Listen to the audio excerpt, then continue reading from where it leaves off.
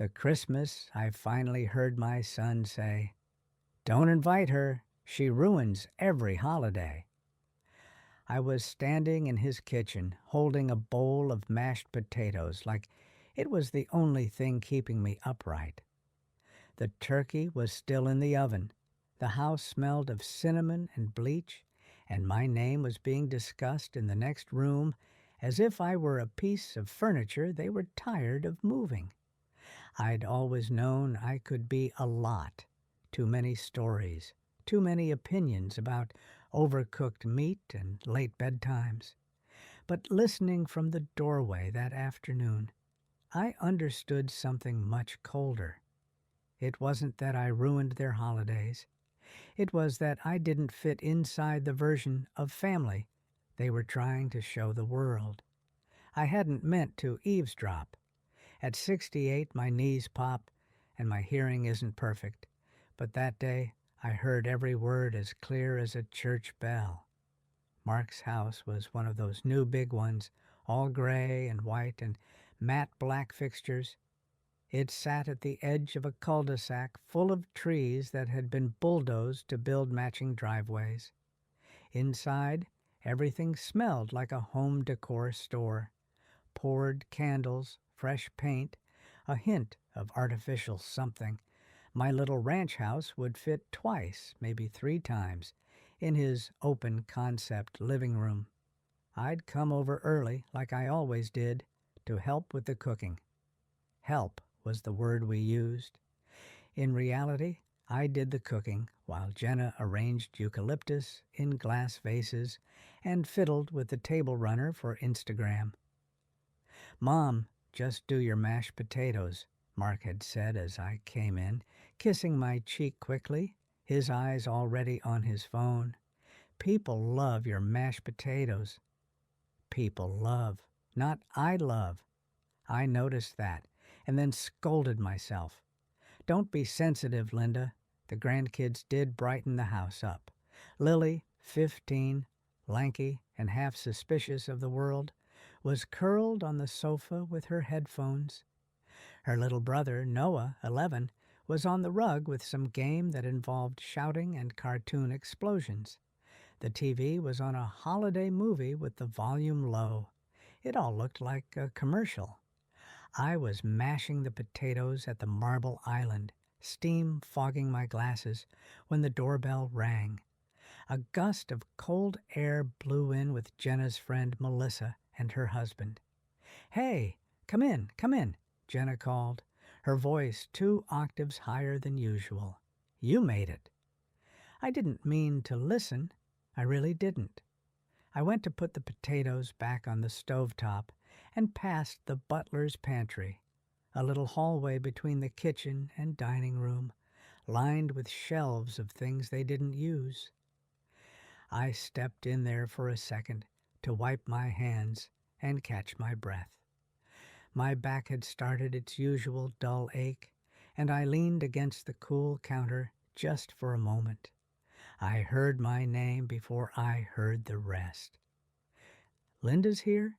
Melissa asked, the way someone asks if the plumber is still in the house.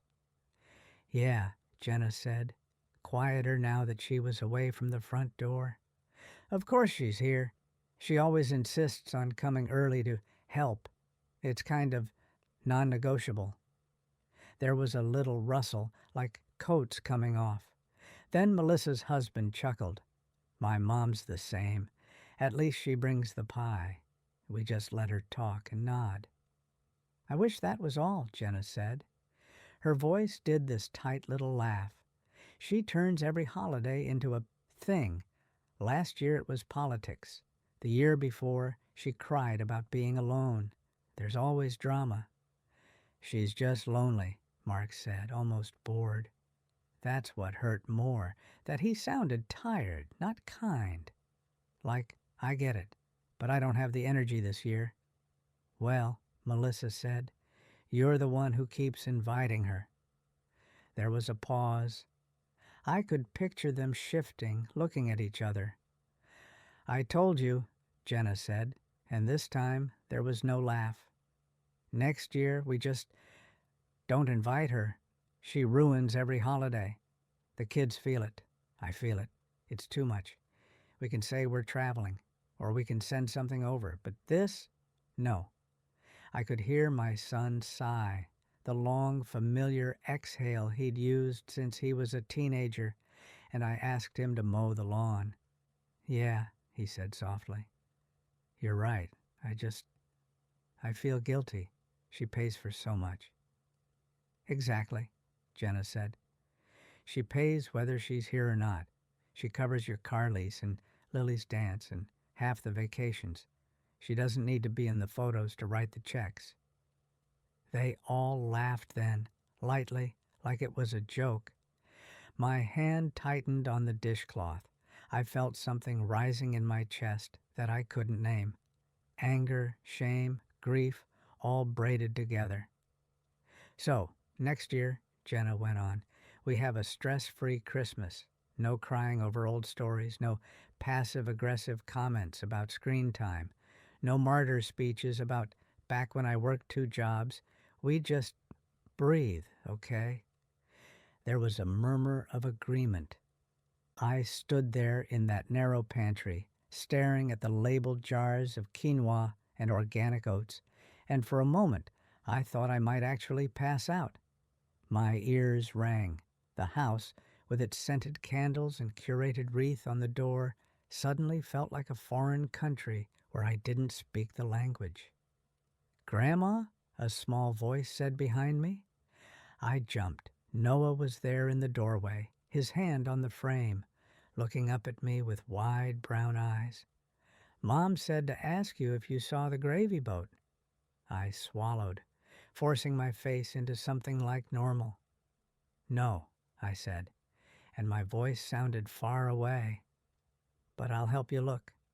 I followed him back into the kitchen, picked up the bowl of potatoes and set them by the stove. I moved through the rest of the afternoon like someone underwater, watching myself smile and serve and say the right things.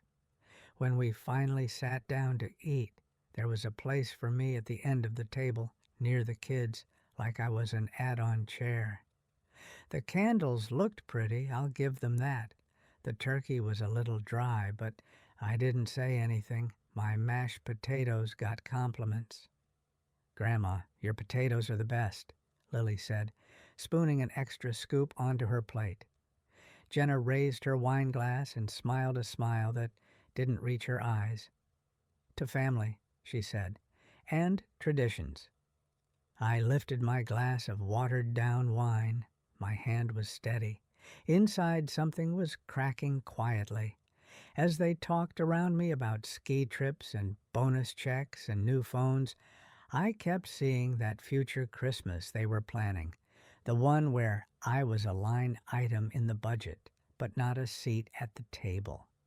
They weren't just pushing me to the end of the table this year.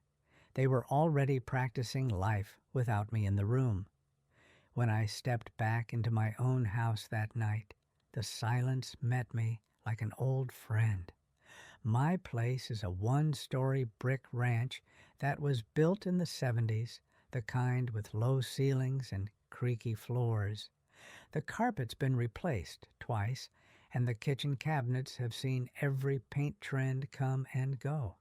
It smells like lemon cleaner and fabric softener, and, faintly, the lavender sachets I keep in the dresser. I set my purse on the small table by the door, the table my late husband, Paul, built in our first year of marriage. The wood is scratched and a little warped from time, but it's solid, like most of the things in this house. I took off my coat and hung it on the hook, then stood there, not quite sure what to do with myself for a moment. Usually after a holiday meal, I come home tired but full of food, of conversation, of that messy warmth that families bring, even when they bicker. That night was different. I felt like I'd come home with empty containers and a head full of someone else's lines. The living room lamp cast a soft yellow pool over the old couch. The TV remote sat on the coffee table, exactly where I'd left it, No rush, no demands, just my own footsteps and the hum of the refrigerator. I went straight to my bedroom. It's a small room, just big enough for the queen bed, my dresser, and the chair where I drop clothes when I'm too tired to hang them. The window looks out over the backyard, where the maple tree stands with its bare limbs against the winter sky. I have 2 framed pictures on the dresser, one of Paul in his work overalls, grinning with grease on his face, and one of Mark and Lily and Noah at the zoo when the kids were little. I sat on the edge of the bed and toed off my shoes. My feet ached. My heart did too. After a long minute, I bent down and reached under the bed, groping for the metal box I hadn't opened in a while. My fingers found the cool edge of it. I dragged it out into the light. It was an old file box, the kind you used to be able to buy at the drugstore. Olive green, dented, with a latch that stuck a little. I'd labeled it with one of those old label maker strips back when I learned in a budgeting class to keep everything together. On the faded label it said, in white raised letters, important. Inside that box was my life on paper. Statements, receipts, the deed to the house, copies of my will and Paul's, insurance information, loan documents.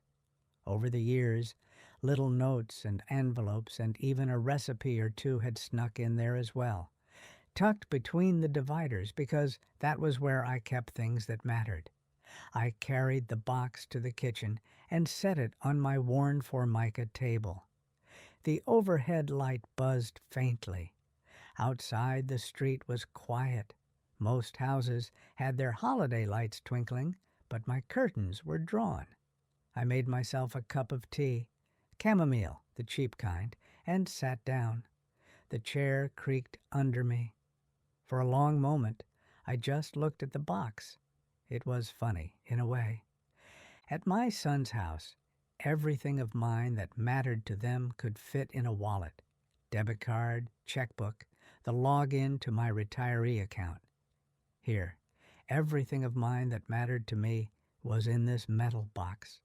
Proof of all the choices we'd made, all the ways we had scraped and saved and gone, without, so our kids could have more. I opened the latch and lifted the lid. The smell of paper and a hint of dust rose up, an odd comfort. I pulled out the folders one by one and spread them on the table. House, car, medical, savings, Mark, Erica, Misk. Under the folder labeled Mark, there was a stack of papers thick enough to stop a bullet, loan agreements for the down payment on his first condo, co-signed car papers, a printout of the student loan payments I'd helped with when Jenna went back to school, receipts for the children's summer camps I'd covered just this once, credit card statements showing the family plan phone bill draft, the streaming subscriptions all in my name. I looked at it all, at this quiet pile of decisions, and felt something inside me harden like cooling wax. My tea went cold as I started sorting. I'm a list person, always have been. When the kids were little, I wrote lists on envelopes, napkins, whatever was handy, groceries, chores, birthdays, bills. There was something about getting things out of my head and onto paper that made them feel possible. That night, I pulled a yellow legal pad from the drawer and drew 3 columns with a ballpoint pen. On top of the first column, I wrote, what I give. On top of the second, what I lose. On top of the third, what I keep. The pen felt heavy in my hand. In the first column, I began to list everything I paid for, in no particular order. Monthly, Mark's car lease, $427.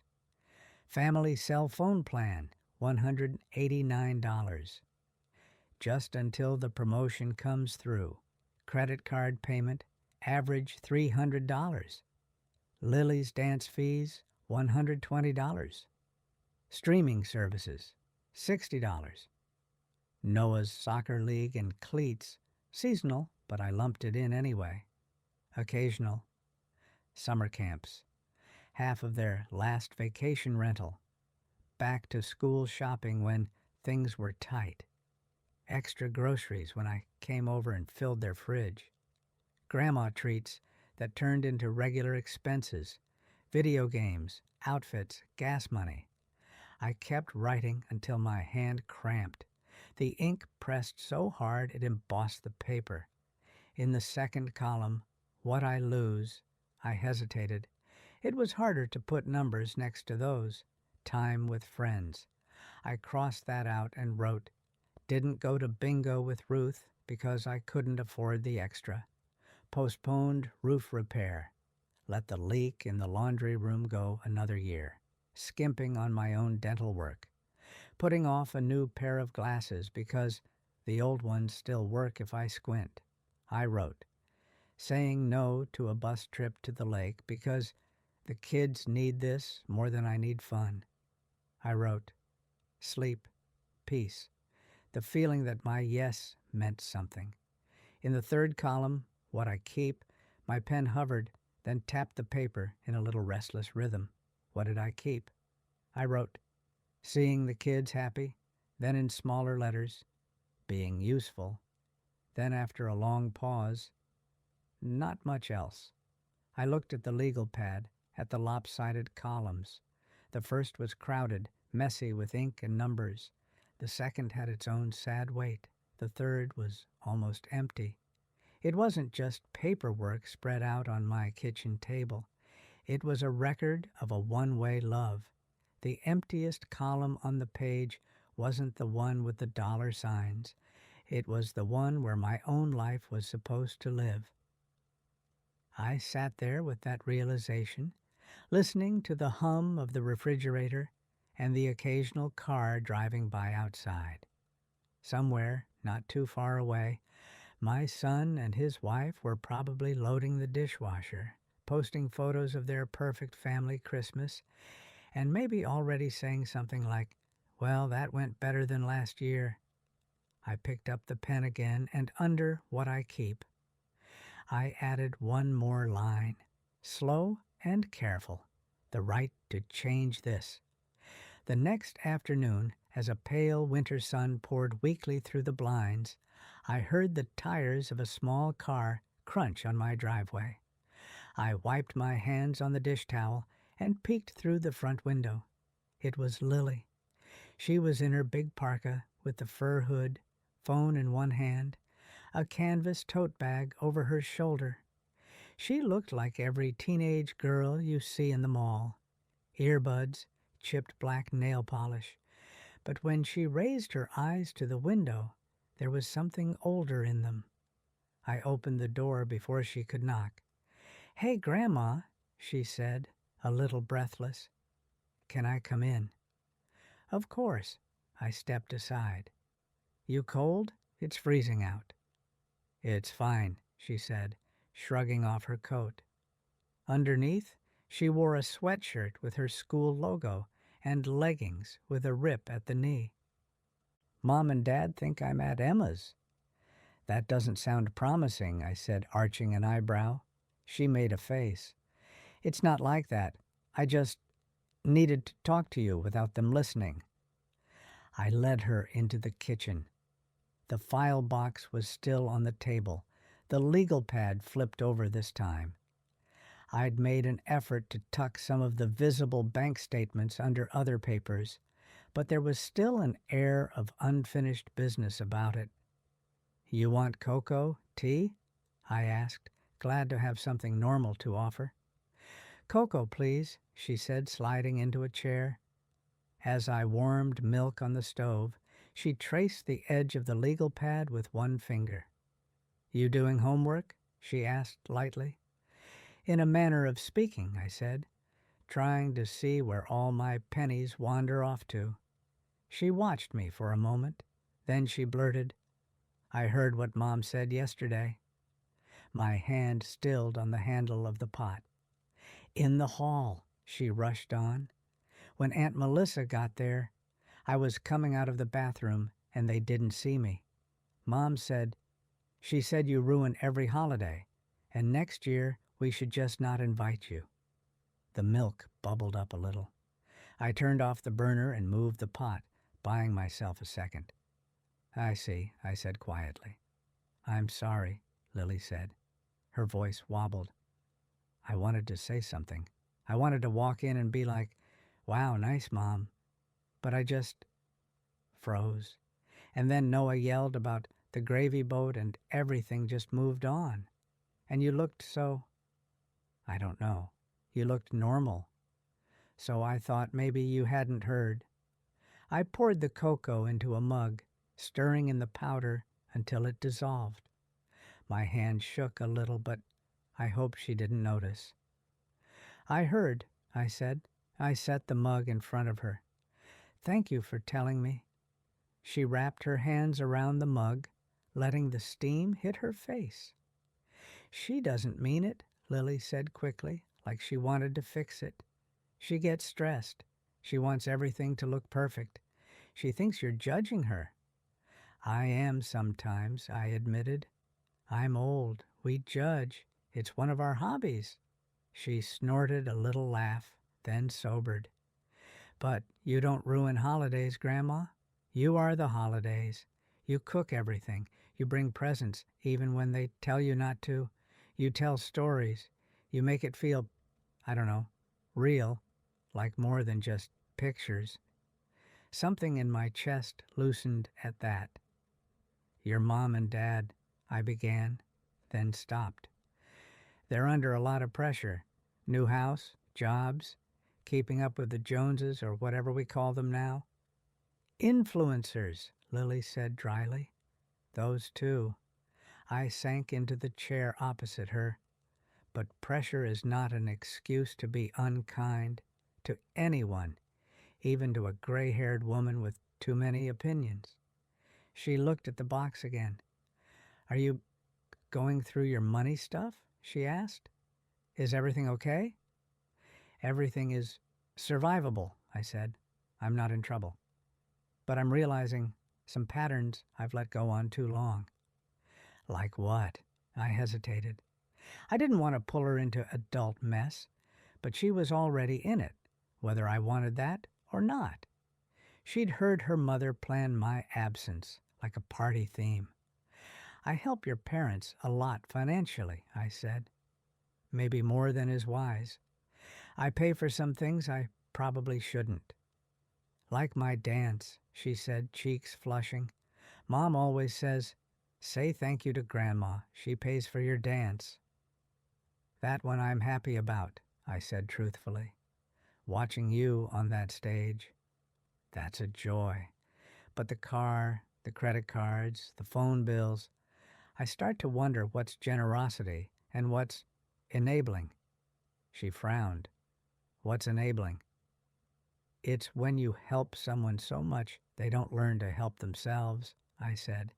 When your yes takes something away from you and doesn't really add to them in a healthy way. She chewed on that. So you're like the family credit card. I smiled grimly. In a manner of speaking. She set her mug down with a little thud. That's not fair. You shouldn't be the backup plan for everything. Your parents would tell you they're just borrowing, I said, that they'll pay me back when things settle.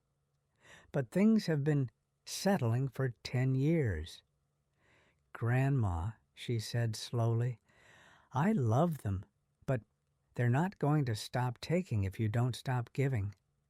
It was so matter-of-fact, coming out of her 15-year-old mouth. You sound like a therapist, I said. I sound like TikTok, she corrected. There's this girl I follow who talks about boundaries. She says, helping is one thing, being their backup plan for everything is another.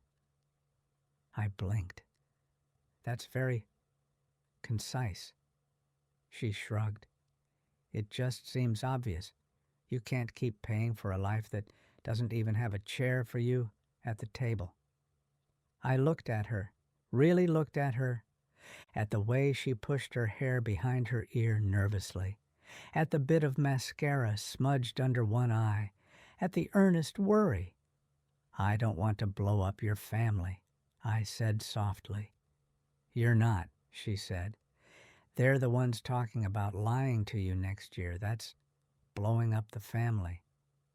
She took a breath. "I just don't want you to think you have to keep buying your way in."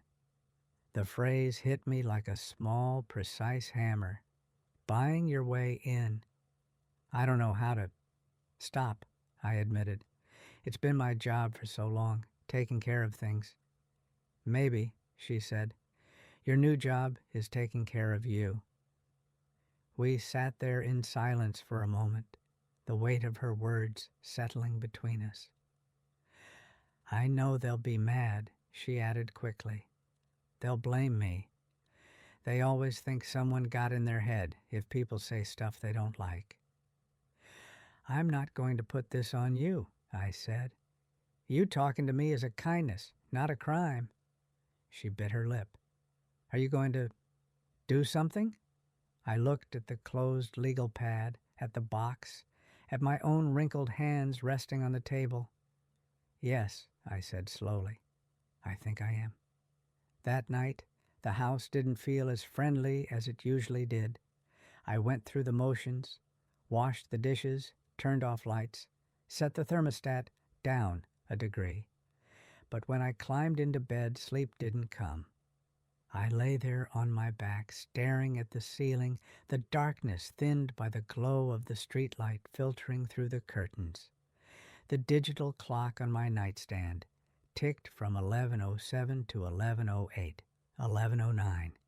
Somewhere down the block, someone's dog barked once, then quieted. My mind, however, did not quiet.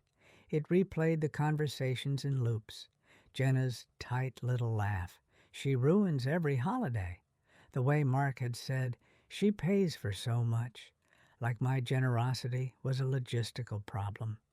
Lily's earnest face saying, "You can't keep paying for a life that doesn't even have a chair for you at the table." I thought about comfort versus luxury. My kind of comfort is simple. A working furnace, shoes without holes, coffee in the morning, a roof that doesn't leak on your pillow. Their kind of comfort looked different. Granite countertops, weekend trips, the right brand of sneakers for the kids, a statement light fixture over the dining table. I had spent years trading my comfort for their luxuries. The roof repair delayed so there'd be money for the down payment on their new house. The cheaper medication because the kids' dance recital costumes were expensive. Saying no to dinners out with the ladies from church because the credit card was too high from covering their emergencies. Support versus exploitation. That one made me wince. When Mark was small and Paul worked nights at the factory, we were all support and no exploitation. We passed the same $20 bill back and forth between us and the neighbors when someone's car needed gas. We watched each other's kids, shoveled each other's driveways, shared casseroles. It wasn't glamorous, but it was honest. What we had now was something else. I had become a system, quiet, reliable, invisible, funding a lifestyle that didn't have room for me in the photographs. Love versus access. Did my son love me? Yes, in his way. I don't doubt that he would cry at my funeral, but he also loved the access my bank account gave him. The ease of knowing Mom would catch it if the check bounced, if the promotion didn't come through, if the unexpected bill hit. And I, if I was brutally honest with myself, had loved the access too. Access to being needed, to being the hero, to feeling important in a world that tends to walk past older women like they're part of the wallpaper. I rolled onto my side, then onto my back again. The clock glowed 1:23. I thought of the columns on the yellow pad. what I give, what I lose, what I keep. I thought of Lily's words. Maybe your new job is taking care of you. Somewhere around 2 a.m., the noise in my head quieted. Not because anything got solved, but because a decision rose up so clearly it was almost like someone had spoken it aloud. Tomorrow, I would stop existing as a walking credit card. Not out of revenge, not even out of anger, though there was plenty of that buzzing in my chest, but because I was 68 years old and I was tired, tired in my bones, of living in that empty third column. I would go to the bank. I would go to the lawyer. I would redraw the map of who had access to my life. Morning would come, and with it, the first real no I'd given my son in a very long time. The bank has that particular smell, printer ink, coffee, and something faintly metallic that always makes me think of adult life, the actual, unglamorous part of it, the must-be-paid-by-the-15th part. It was 3 days after Christmas when I went. The sidewalks were slushy, dotted with gray piles where the snowplows had passed. I wore my good winter coat, the one with the missing button at the bottom, and my boots with the salt stains. Inside, it was warm and too bright. Fake pine garlands still wrapped around the teller windows, and a bowl of leftover candy canes sat on a table near the entrance. A television in the corner silently showed a talk show with closed captions. "Can I help you?" a young woman asked from behind a desk near the front. She wore a blazer and a name tag that said K-I-M in friendly letters. "Yes, dear," I said, tucking my scarf into my coat. "I'd like to speak to someone about my accounts, maybe restructuring things." She asked for my name and pulled something up on her computer. "Of course, Ms. Daniels. We can definitely take a look. Have a seat, and I'll grab Jonas. He's our account manager." Jonas turned out to be a man in his 30s with kind eyes and a beard too meticulously trimmed for my taste. He shook my hand, firm but not patronizing, and guided me to his small glass-walled office. "So," he said, settling behind his desk, "what can we do for you today?" I took a breath. "I'd like to remove some people from my accounts," I said, "and close a few things that don't make sense anymore." He nodded, fingers poised over the keyboard. "Okay, are we talking joint accounts, authorized users, automatic payments?" "All of the above," I said. He smiled faintly. "All right, let's take it step by step." As we went through the list, I was surprised by how many lines of connection there were. Mark as an authorized user on my credit card, the automatic draft to his car lease, the monthly transfer into an account he had convinced me to set up as a buffer.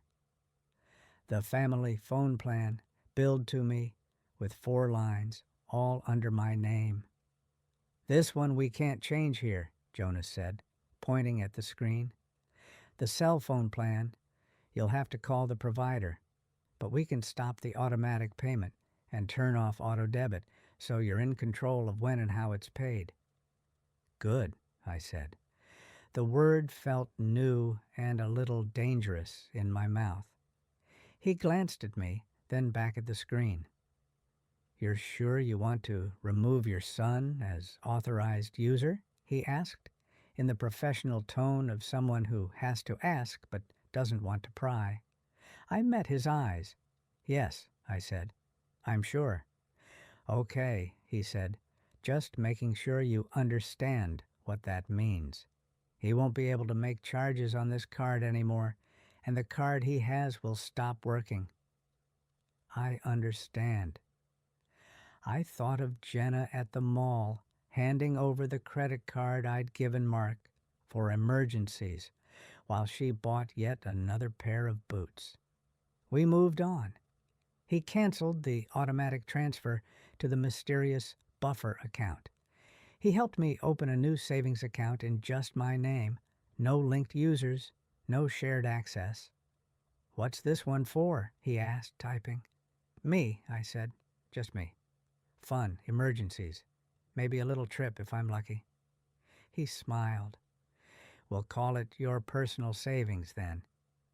As he typed, he said almost casually, "You know, my grandmother did something like this a few years ago. She called it changing the locks on her life." I raised an eyebrow. "Oh?" "Yeah," he shrugged.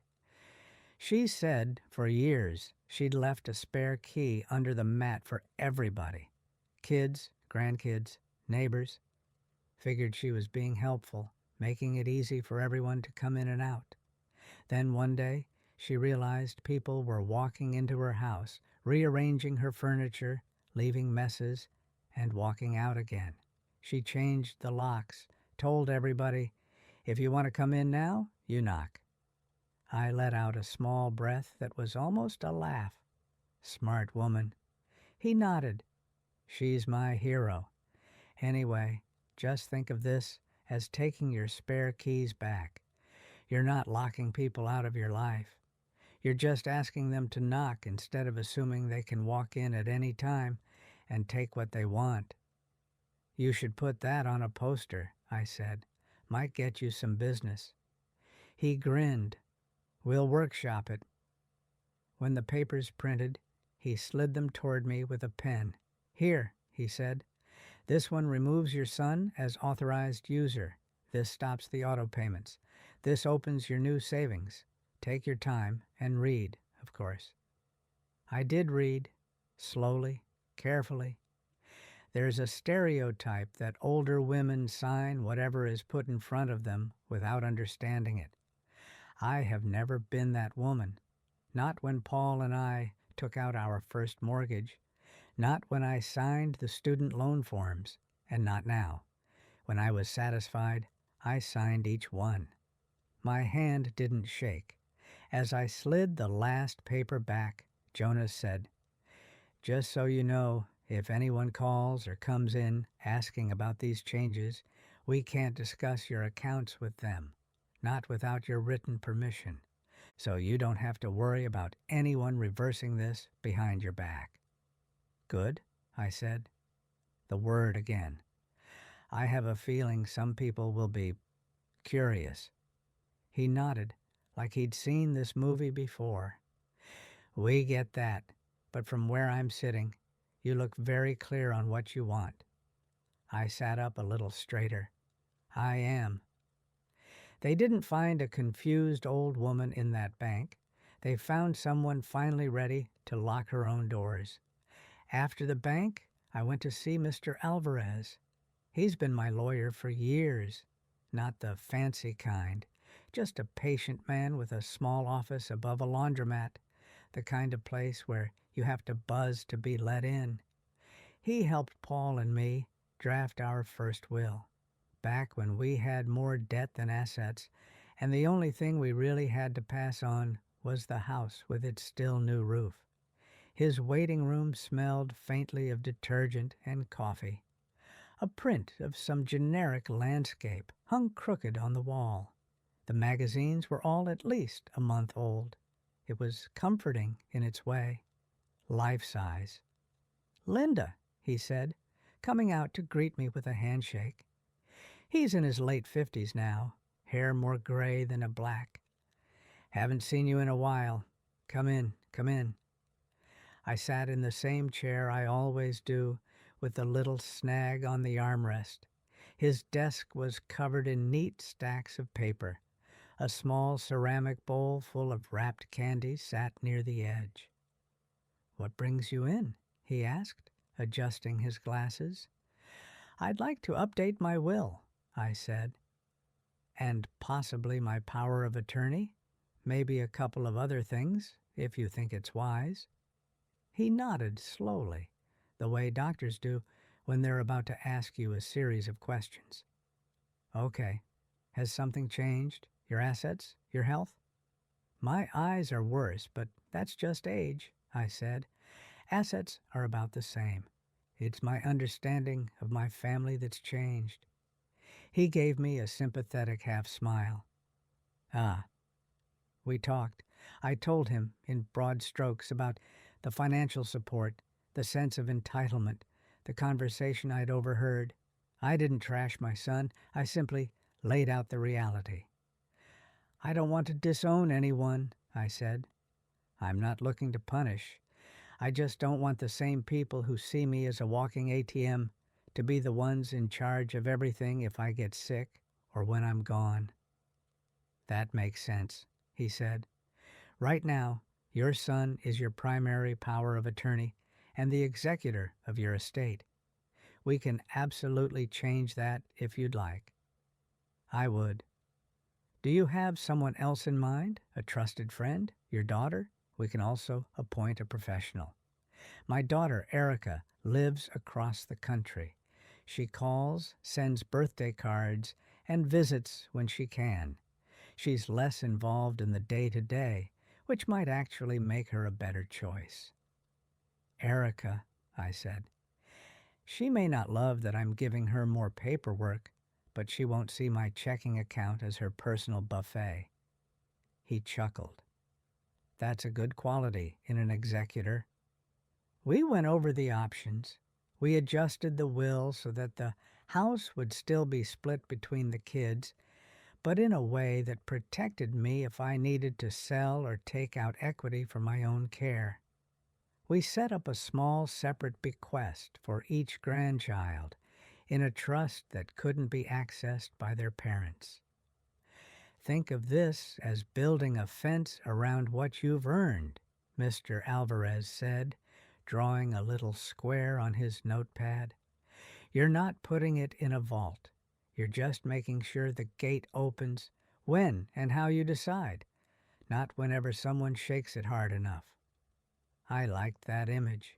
A fence, not a wall, not a moat. A fence with a latch I controlled. I also want to make sure nobody can say I didn't know what I was doing, I said.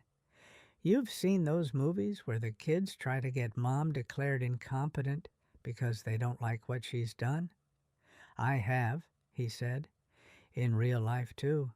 It's not as dramatic, but it happens. I'd like to head that off. We can have you evaluated by your doctor if you'd like documentation of capacity, he said. Given how articulate you're being about your decisions today, I'm not worried. But it never hurts to have extra paper. Courts like paper. Let's get paper then, I said. He smiled. This wasn't revenge when you walked in here, was it? He asked gently. No, I said. I thought of their laughter in the hallway. It was survival. Good, he said, because that's what this should be. Not punishment, protection. He scribbled notes. He printed draft documents. I read them, asked questions, made sure I understood every line. When I left, I had a folder under my arm and a lightness between my shoulder blades that I hadn't felt in years. I wasn't punishing my family. I was finally protecting myself and, in a way, protecting them from the worst versions of themselves. The first sign that the changes had rippled out came 2 days later, just after lunch. I was sitting at my kitchen table with a crossword puzzle when my phone lit up with a flurry of notifications. I keep my ringer off most of the time. Peace is easier to keep when things don't ding constantly, but the screen lit up like a little fireworks show. Mark Mobile, 3 missed calls. Voicemail, 2. Text messages, a cluster of speech bubble icons. Then Jenna's name appeared, calling. I let it go to voicemail and stared at the silent phone as it buzzed against the table. I waited until it stopped, then picked it up and opened the texts. From Mark. Mom, did you change something with the bank? My card just got declined at the store. Call me. 2 minutes later, Mom, this is serious. I was buying groceries. It was embarrassing. Then, Also, the car payment bounced. The bank says the automatic transfer isn't there anymore. What's going on? From Jenna. Linda, hi. I think there's been some kind of mix-up with the accounts. Mark's card was declined, and the payment for the car didn't go through. Can you please call the bank and fix it? We're at the dealership, and they're saying it's going to incur fees. A separate message from Mark. Did someone scam you? Did the bank mess up? Let me know. I can call them for you if needed. I scrolled. There were more. From Jenna, a little sharper. We can't have this kind of confusion right now. Kids start school next week, and we have a lot of expenses. Just tell us what happened. And then, the one that made me set the phone down carefully, like it might burn my hand, from Mark. Mom, I saw alerts that you took me off the account. Is this some kind of mistake? This isn't like you. Call me ASAP. I set the phone face down on the table. The kettle on the stove began to whistle. I hadn't even remembered turning it on. I stood, poured hot water over a tea bag in my favorite mug, the one Lily gave me with a cartoon of a woman in curlers and the words, "Still fabulous." I stirred in a bit of honey, then carried the mug to the living room and turned on the radio. An oldies station crackled to life, Motown floating into the room. The phone buzzed again on the table in the kitchen. I let it. For once, the most powerful answer I could give was no answer at all. Of course, silence doesn't last forever in a family like mine. That evening, just as the sky outside was turning that flat winter gray blue, my doorbell rang. Not the tentative ding-dong of a neighbor borrowing sugar, but an insistent press. I took my time getting to the door. My knees don't move as fast as they used to. That's my excuse, and I'm sticking to it. When I opened it, Mark stood there on the porch, shoulders hunched against the cold, hands jammed into the pockets of his jacket. His jaw was tight. Behind him, his SUV idled at the curb. "Hey, Mom," he said. His voice had that fake calm I recognized from when he was 4 and had broken something behind his back. "Come in," I said, stepping aside. "You'll let the heat out." He stomped snow off his boots and followed me into the living room. He didn't take off his coat. "So," he said, as I sat in my chair. He remained standing, looming a little. "I've been trying to reach you." "I saw," I said. "I was busy." He blinked, thrown for a second. I usually jumped when he called, picked up on the second ring like a well-trained operator. "Busy with what?" he asked, the hurt in his voice edged with irritation. "With my life," I said. "Believe it or not, I have one." He exhaled sharply. "Okay, well, I'll get straight to it. My card got declined today. The car payment bounced. I called the bank and they said I'm no longer an authorized user on your account, and the automatic payments have been canceled. They said you came in." "That's correct," I said. He stared at me, waiting for the explanation that would make it all a misunderstanding. When I didn't offer one, he said, "So, what happened? Did someone talk you into this? Did the bank mess up? This doesn't sound like you, Mom." I folded my hands in my lap. "Nothing happened," I said. "I made a decision. I came in and changed things. On purpose." He let out a short, incredulous laugh. "On purpose?" "Yes." "Why?" The words snapped out of him. "Why would you do that without talking to me?" "Because for the past 10 years, you've been doing many things with my money without really talking to me," I replied. This was my turn. He flushed. "We've always discussed things." "We've always discussed how much you needed," I said, "not whether I could truly afford it or whether it was good for either of us in the long run."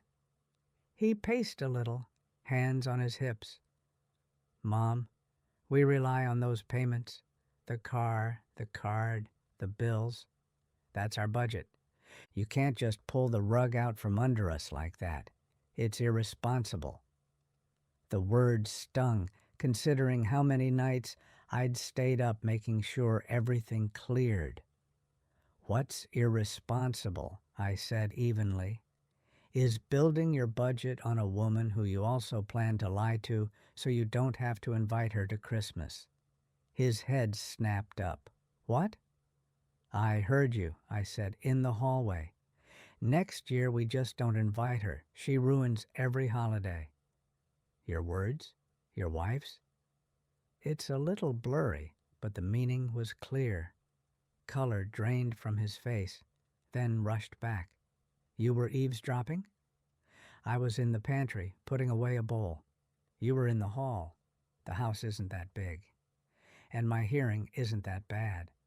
He raked a hand through his hair. Mom, you're taking that out of context. You know how Jenna gets when she's stressed? She says things she doesn't mean. Maybe she doesn't mean them, I said. But you agreed. You said you felt guilty because I pay for so much. Like my presence in your life was a price you weren't sure you wanted to keep paying. He sank onto the couch then, some of the fight leaving him. We were just venting, he said weakly. That's one way to put it, I said. Another is that you were revealing the truth when you thought I wasn't listening. He stared at the rug, his leg bouncing.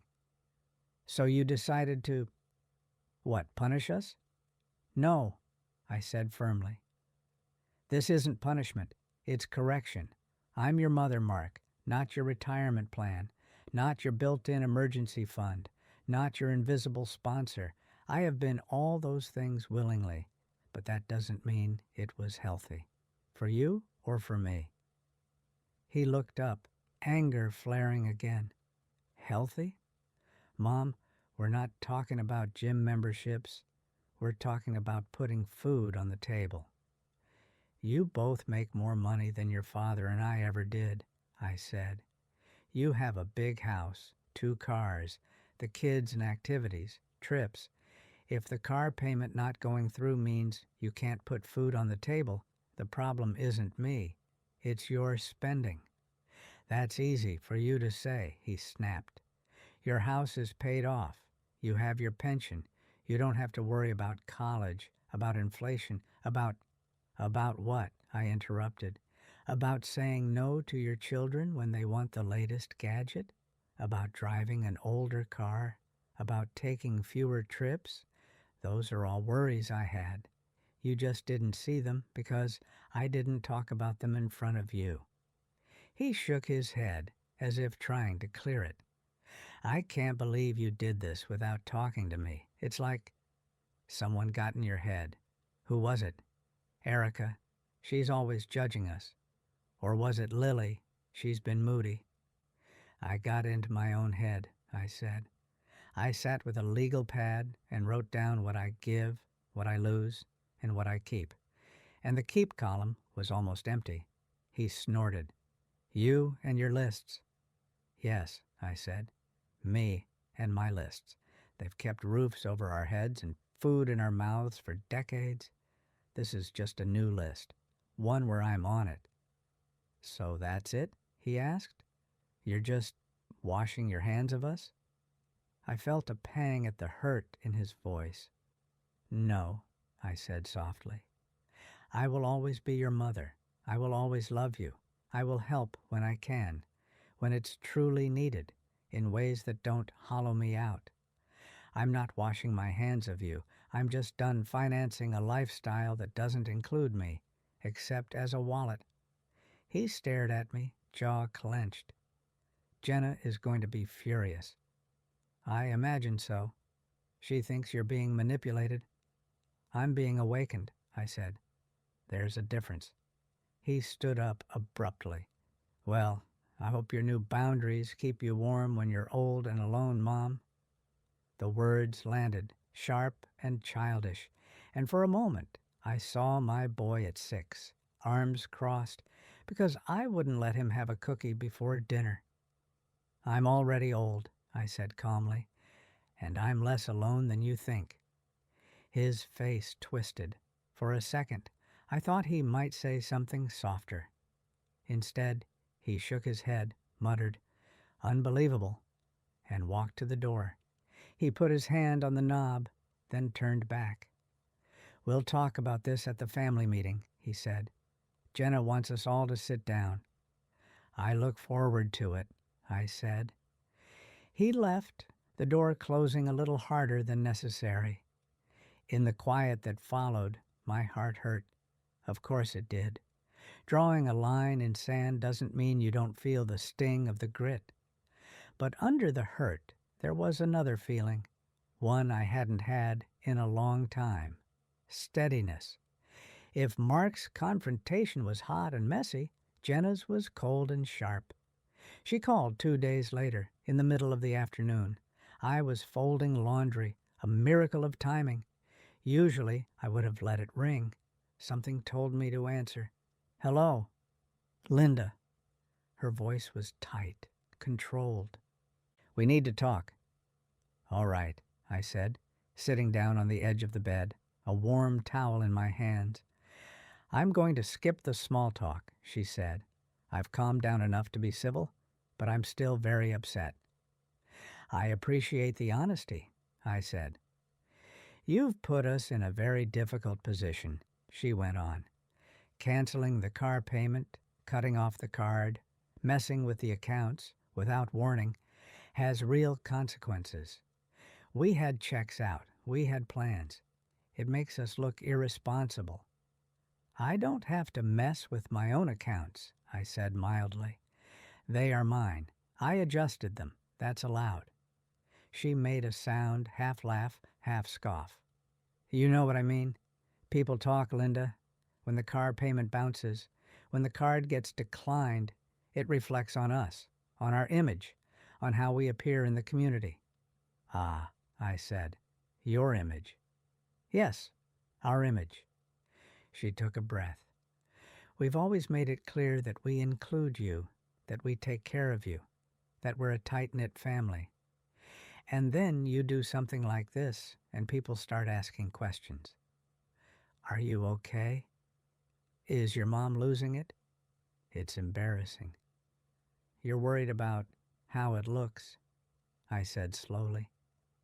"I'm worried about how it feels to live like this." "You live in a paid-off house," she said sharply. "You have your monthly checks. You don't have to juggle mortgages and tuitions and all the rest." "I juggled plenty long before you married into this family," I said. "I just didn't have anyone older to lean on financially, so I made different choices." "You're making us sound selfish," she said. "I'm describing the reality," I said. "You're the one deciding what to call it." There was a pause. I could picture her, standing in her spotless kitchen, manicured nails tapping on the counter. "You know," she said, voice still cool, "in most families, the older generation helps the younger. That's how it works. My parents help us. Your parents probably helped you. It's generational." "My parents helped when they could," I said. "They also kept boundaries. They didn't quietly pay my bills while planning to exclude me from family gatherings." "That's not fair," she said quickly. "You're invited everywhere." "Am I?" I asked. "Because what I heard was that next Christmas I'd be told you were traveling, that a lie would be more convenient than my presence." She exhaled, a hiss of air. "We were blowing off steam. You do get intense, Linda. The crying, the stories about how hard you had it. It brings the mood down." "I'm sorry my life doesn't fit your aesthetic," I said. "But if my presence is such a burden, perhaps your budget can manage without my money." She was silent long enough that I wondered if she'd hung up. Then she said, in a softer tone that I recognized as her let's negotiate voice. We can find a compromise. Maybe we reduce what you're paying. Maybe we just keep you on the car and the phone and figure out the rest. No, I said gently. The compromise is that I will consider helping with true emergencies, case by case, when I am asked respectfully. The standing arrangement that my accounts are your safety net is over. You'd really do this to your own grandchildren? She asked, switching tactics. What about their stability, their activities, their sense of normal? I'm not taking anything from them that you can't give by adjusting your spending, I said. Kids can survive without 3 different streaming services and yearly ski trips. What they can't survive is learning that love means using people until they're empty. That's dramatic, she snapped. Perhaps, I said. But the older I get, the more dramatic the consequences of everyone's choices become. She exhaled loudly. We're having a family meeting on Sunday, she said. We want you there. We're going to talk this through like adults. I'll be there, I said. And please, she added, ice creeping back into her tone, don't put Lily in the middle of this. She's already moody enough without thinking she's your little confidant. I haven't asked Lily to do anything but be my granddaughter, I said. Can you say the same? She hung up without answering. The line went dead. I sat there with a warm towel cooling in my hands, feeling both bruised and strangely lighter. They were worried about their image. I was finally more interested in my reality. On Sunday, the family meeting took place at my house, by my request. I didn't want to face an intervention on their turf. I baked a simple coffee cake in the morning. Old habits. My mother always said people talk better over something sweet. Maybe she was right. Maybe it was just an excuse to bake. Either way, the smell of cinnamon made the house feel less like a courtroom. Mark and Jenna arrived right on time, the kids in tow. Jenna's lips were pressed so tight they were almost white. Mark looked tired. The kids looked nervous. Hi, Grandma, Lily murmured, hugging me quickly at the door. Noah followed suit, clinging a little longer. Hey, buddies, I said, smoothing his hair. You two can go watch a movie in the bedroom if you'd like. Grown-up talk is boring. They didn't argue. Within minutes, they were in my room with a tablet and some headphones, the door slightly ajar. We sat in the living room. I took my usual chair. Mark and Jenna sat together on the couch, a united front. Thank you for coming, I began. Jenna nodded curtly. We're worried about you, Linda, she said immediately, hands folded neatly in her lap. This isn't like you. I almost laughed. It had become their refrain. What part? I asked. The part where I decided to adjust my finances? The part where I no longer want to be excluded from conversations about my own money? Or the part where I heard you planning to lie to me? Mark held up a hand. Can we start from a place of love? He said, the peacemaker. We love you, Mom. I know, I said. In your way. His brow furrowed. In my way? What does that mean? It means you love me as long as I don't complicate your life, I said. As long as I slide the card over quietly and don't ask for a seat in the family dynamic you want to present. That's not fair, Jenna said. We invite you to everything. Inviting someone is different from wanting them there, I said. You don't even hide your eye rolls when I talk about anything that doesn't fit your script. Mark sighed. This is getting us nowhere. Mom, why didn't you tell us you were feeling this way? We could have adjusted. I did tell you, I said, in small ways, over the years. I mentioned being tight on money. I mentioned feeling left out. The response was usually, "It's just this once, Mom," or "Don't be so sensitive.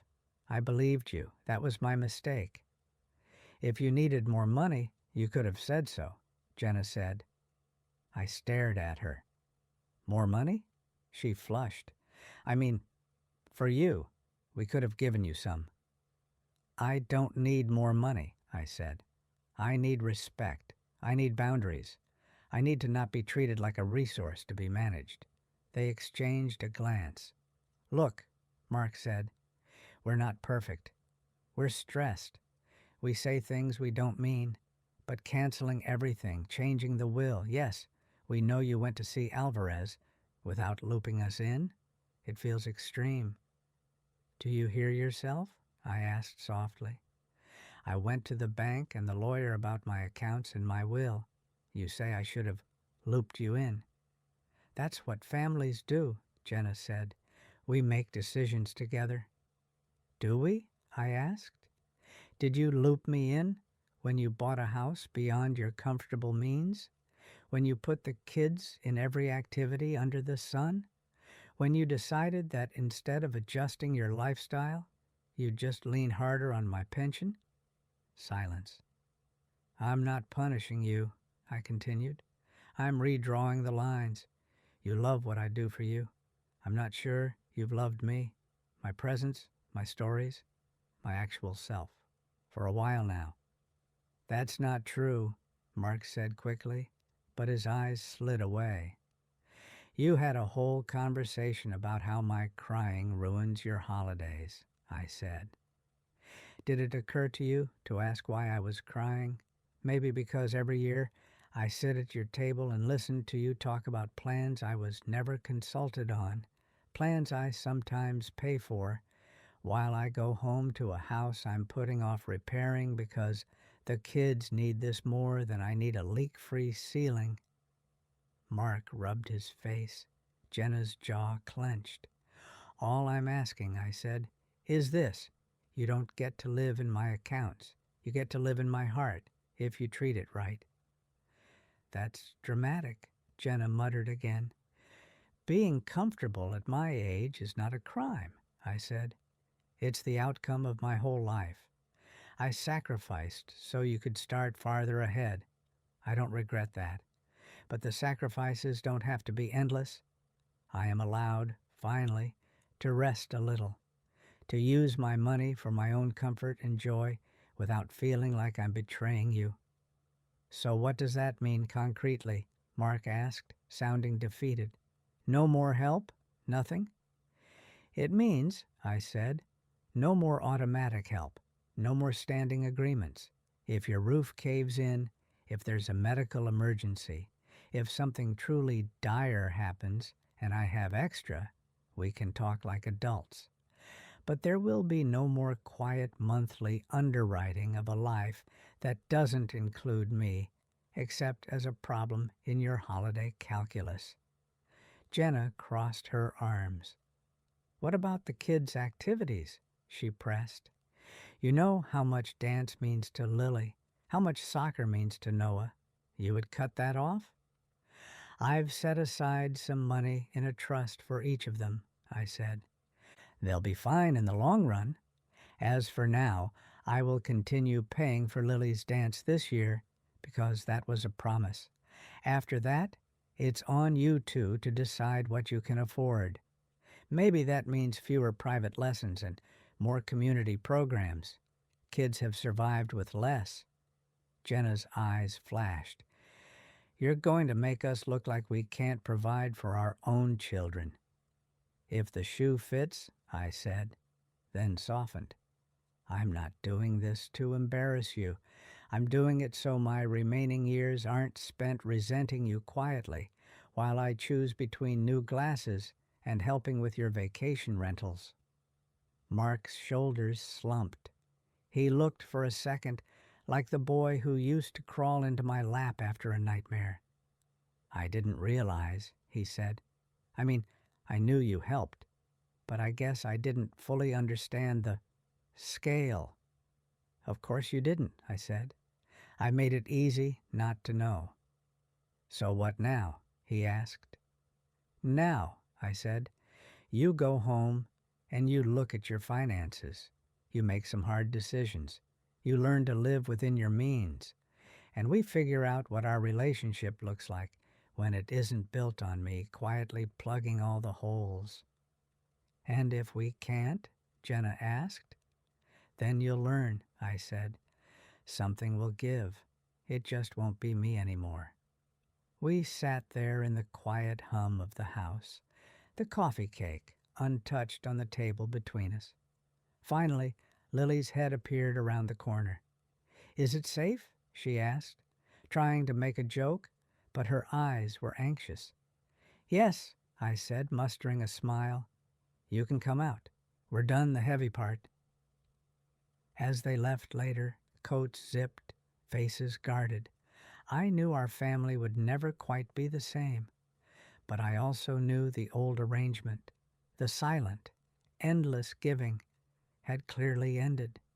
If something new was going to grow in its place, it would have to be watered with honesty, not guilt. The weeks that followed were quieter, not silent. Life has its own soundtrack, even when nobody is calling to ask for money. The neighbor's dog still barked at the mailman. The garbage truck still banged cans on Tuesdays. The radiators in my house hissed and clanged like always.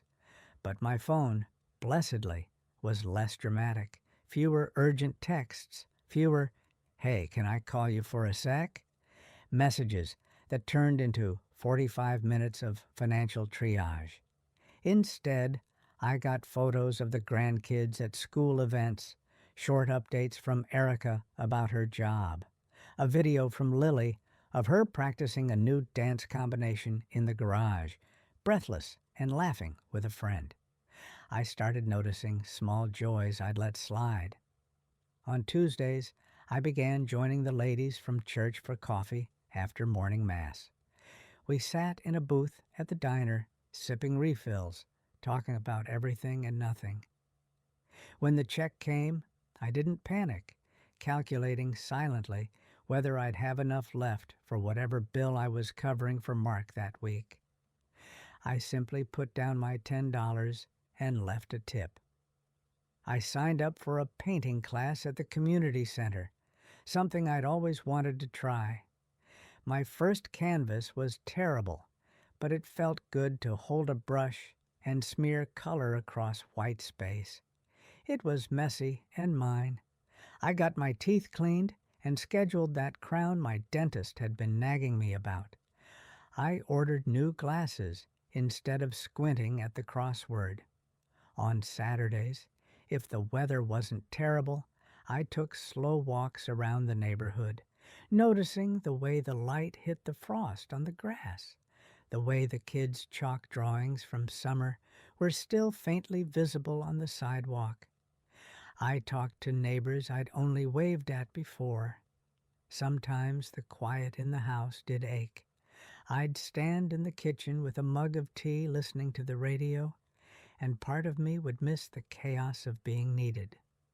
But then I'd remember Lily's face in my kitchen or the columns on my pad, and I'd feel the ache turn into something else, peace. Lily came by more often. Sometimes she biked over.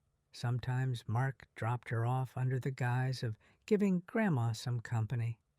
When really, I think she asked. We baked together. We went through my old recipe cards, the ones stained with years of use. "What's this?" she asked one afternoon, holding up a yellowing index card with a smudge of something on the corner. "Your great-grandmother's nut roll," I said. "We used to make it every Christmas." "How come we don't make it now?" she asked. "Time," I said. "Everyone's busy. Store-bought is easier, and some traditions slip away when nobody champions them." "Can we make it?" she asked. So we did. We rolled dough and spread filling and laughed when the first one came out a little lopsided. The house smelled like my childhood. When Mark came to pick her up, He walked into a kitchen full of warmth instead of tension. "Smells amazing," he said awkwardly. "It's your great-grandmother's recipe," I said. I handed him a slice. "Do you remember it?" He chewed, eyes closing for a second. "Yeah," he said. "I do." We didn't talk about money that afternoon. We just ate pastry and watched Noah show off a Lego creation. The new normal wasn't dramatic. There were no violins, no big speeches, just small shifts. Sometimes quiet doesn't mean loneliness. Sometimes it's full of the sound of your own life, finally audible after years of being drowned out by everyone else's emergencies. About 2 months after the family meeting, Mark came by alone one evening. I was in the living room, knitting a scarf for Noah, when I heard his SUV in the driveway. He didn't text first, which was unusual these days. He knocked, gently this time. When I opened the door, he stood there with his hands in his pockets, shoulders a little hunched. "Hey, Mom," he said. "Got a minute?" "For you?" I said. "Always." He came in and sat on the edge of the couch, elbows on his knees. His eyes looked tired, but not as hard as they had that night he'd confronted me about the card. "We've been adjusting," he said without preamble, "to the new reality." "How's that going?" I asked, setting my knitting down. He huffed a small laugh. "Rough at first. We had to sell the second car, cut back on some stuff.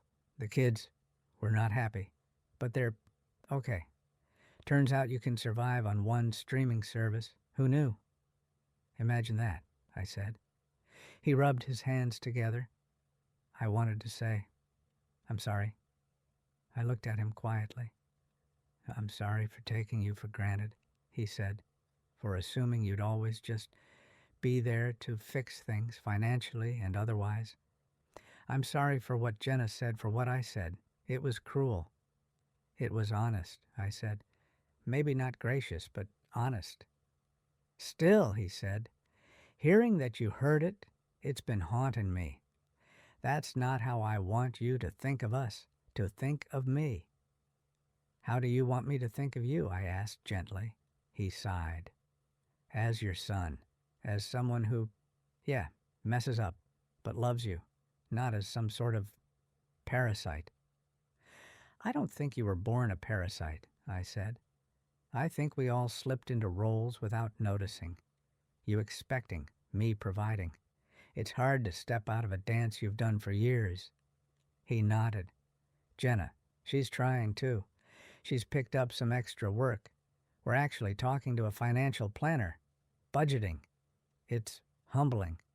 Humility isn't the worst thing," I said. He smiled weakly. "Yeah, feels like medicine though." We sat in silence for a moment. "I'm not going to ask you to reverse the account stuff," he said. "I get it. I don't like it, but I get it." "Thank you," I said. He glanced at his hands. "I am going to ask for one thing, though," he said slowly. "Not money. Just, will you still be at holidays if we invite you?" The question squeezed my heart. "If you invite me because you want me there," I said. "Not because you need a cook or someone to fill a chair for the photo. If you want me, the woman who tells too many stories and cries sometimes and can't keep her opinions about overcooked turkey to herself, I'll be there." He snorted a little. "We can work on the turkey situation," he said. "But yeah, I want you there." "Then yes," I said. "I'll come, and I might bring more nut roll." He looked relieved. Good. The kids would mutiny if they lost both Netflix and Grandma's dessert. We both laughed. As he stood to go, he hesitated. "There might be times," he said carefully, "when things get really tight, when something really bad happens. Would it be okay to ask for help then, knowing you can say no?" "Yes," I said. "You can always ask. That's what family is for. But you're right about the second part. I reserve the right to say no without being made to feel like a monster. He nodded. Fair. He leaned down and hugged me. For a moment, his chin rested on my shoulder the way it had when he was taller than me for the first time and didn't quite know where to put his arms. I love you, he said into my hair. I love you too, I said. Even when I'm not paying your bills. He laughed, choked. Especially then, he said, pulling back to wipe his eyes quickly. As the door closed behind him, I felt something settle in me. Not the old dynamic, but a new, fragile truce. One built on honesty, not access. These days, when I open the metal file box on my kitchen table, it feels different. The folders are still there. House, car, medical, savings, Mark, Erica. But their weight has shifted. There are fewer surprise withdrawals, more notes in my own handwriting about things I've done for myself. Booked painting class, set aside for trip to visit Erica, paid for new roof, no delay. The yellow legal pad with the 3 columns is tucked inside the lid. Sometimes I take it out and add new lines under what I keep. Walks with Ruth, Tuesday coffees, a savings account that makes me smile, saying yes because I want to, not because I'm afraid of losing my place in the family. The symbolic box that once mostly held proof of my one-way giving now holds evidence of something else. A woman in her late 60s, choosing herself without shutting her heart. I tell you this story not because I think everyone needs to rush out and cut off their children. Life is messier than that. Some of you listening might be in situations far more complicated than mine, caring for a disabled child, dealing with addiction, cultural expectations that run deep. I know it's not simple, but I also know this: comfort is not a crime. You do not have to apologize for wanting a warm home, working glasses, a day without panic over someone else's bills when you are well past the age of getting discounts at the movies. Boundaries are not betrayal. They are instructions for how to love you well. Love is not the same thing as access. Saying no to someone's hand in your pocket is not the same as closing your heart to them. To my sisters out there, my fellow grandmothers, aunties, older neighbors, if you've been buying your way into a family picture that never quite has a space for you, I hope you'll at least sit down with a pad of paper, make your own 3 columns, see where your life has been disappearing. You deserve to be in that 3rd column. And to the younger ones listening, maybe on your way to work or folding laundry like I used to, look up from your spreadsheets and your screens long enough to see the older people in your lives. Ask yourself if you love them for who they are, or just for what they do for you. If it's the second, it's not too late to change. As for me, I still cry at holidays sometimes. I still tell too many stories. I still fuss about overcooked turkey. But now, when I take a dish to my son's house, I go as a guest, not as an investor. I bring my nut roll and my boundaries. And next Christmas, when Jenna set my plate at the table, she did it with a different look in her eyes. Maybe not perfect love yet, but something closer to respect. If you've stayed with me this far, thank you. Did you like the story? And from which city are you listening? I'd really love to know. Come tell me in the comments so we can feel a little less alone in this big world. If you enjoy life stories like this, and you'd like to help me keep making them, you can support me with a super thanks here on YouTube. That little button means more than you know. Thank you so much for your kind hearts and your gentle ears. On the screen, you should see 2 more stories I really recommend if you want to keep me company a little longer. Don't forget to subscribe so you don't miss the next life story. Until then, take good care of yourselves. And remember, Your life belongs in that third column too, with love and respect, love and